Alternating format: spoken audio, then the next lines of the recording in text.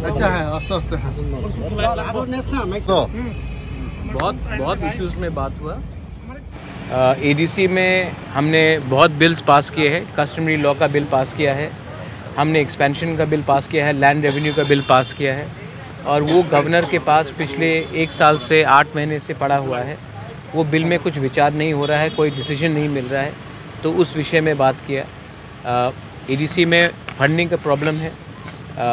Health का हमने बहुत स्कीम्स उठाया है, लेकिन गवर्नमेंट ने अभी तक फंड्स रिलीज़ नहीं किया है, उस विषय में बात किया।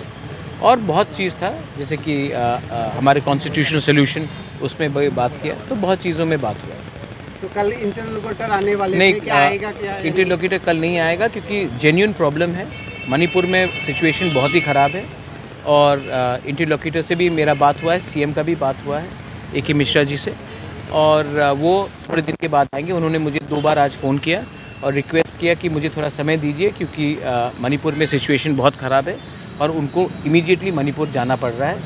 जैसा मणिपुर का प्रॉब्लम में थोड़ा सा शांति होगा, वो अगले हफ्ते या के बाद आकर हमसे सबसे, not only with me, with IPFT, with समाजपति, विद मुख्यमंत्री, सबसे मिलकर बात करेंगे। सर, और जो 10 तारीख को आप जाने वाले थे होम मिनिस्टर से? मैं 10 तारीख को होम मिनिस्टर से दिल्ली में मिलूंगा। सर, जो इशू में बातचीत हुआ, सीएम सर का रिप्लाई क्या?